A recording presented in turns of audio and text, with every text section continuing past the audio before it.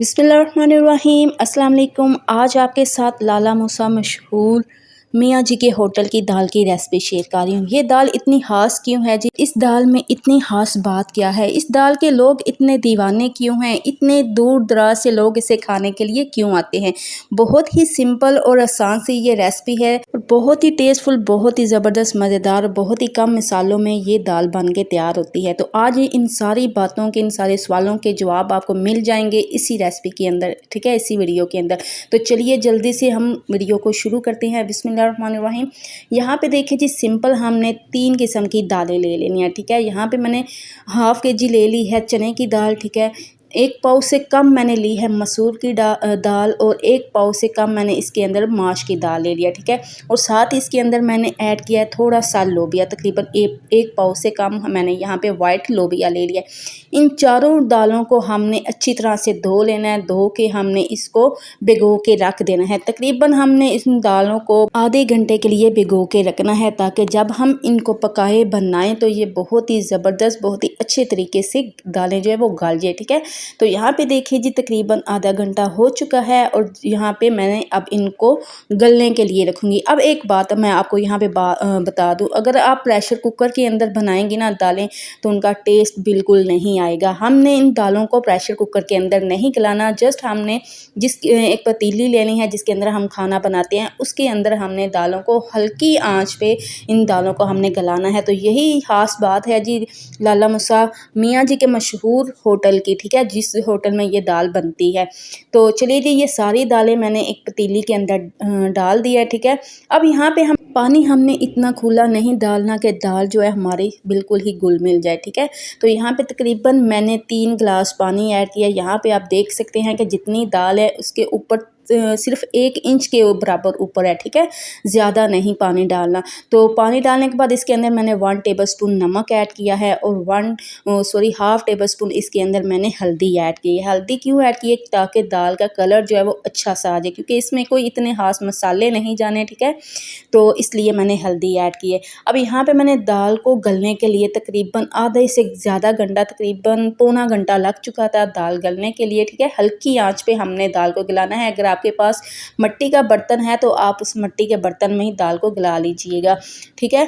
तो हल्की आंच पे बनाने के बाद यहाँ पे दाल हमारी ज़बरदस्त सी गल चुकी थी, ठीक है। अब दाल को आपने गोटा नहीं लगा देना, ठीक है, हल्का हल्का सा मैश करना है ताकि दाल हल्की हल्की से मिक्स भी हो जाए और हल्की हल्की सी थोड़ी सी कहते हैं ना खड़ी सिरे, इस तरह आपने रखनी है, ठीक है। अब दाल को मैंने एक बर्तन में निकाल लिया। अब हमने दाल का तड़का तैयार करना है। तो यहाँ पे तड़का तैयार करने के लिए उसी पैन के अंदर मैंने इसके अंदर 1.5 कप कुकिंग ऑयल ऐड किया, ठीक है।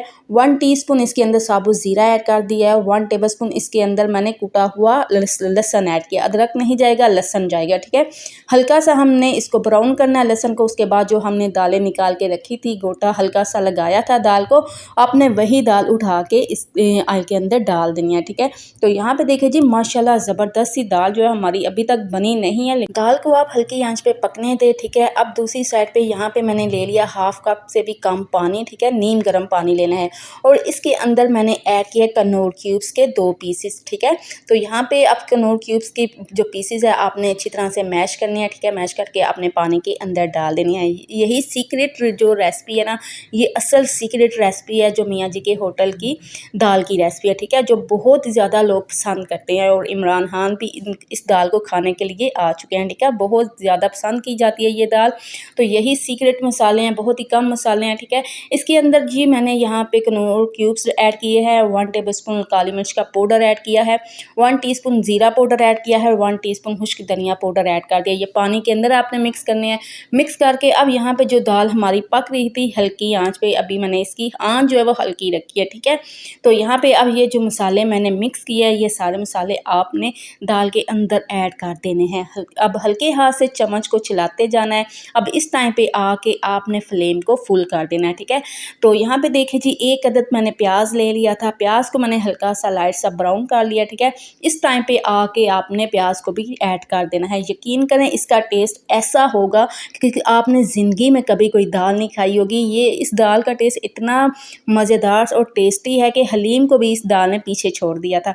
आप हलीम बनाना भी भूल जाएंगे जब ये दाल बनाएंगे। यकीन करें आप जिसको भी खिलाएंगे ना तो ये यही पूछेंगे कि क्या ये लाला मूसा मियाँ जी के होटल की दाल है, क्या ये आपने घर में बनाई है या फिर आपने होटल से मंगवाई है। ये इतनी टेस्टफुल बनती है।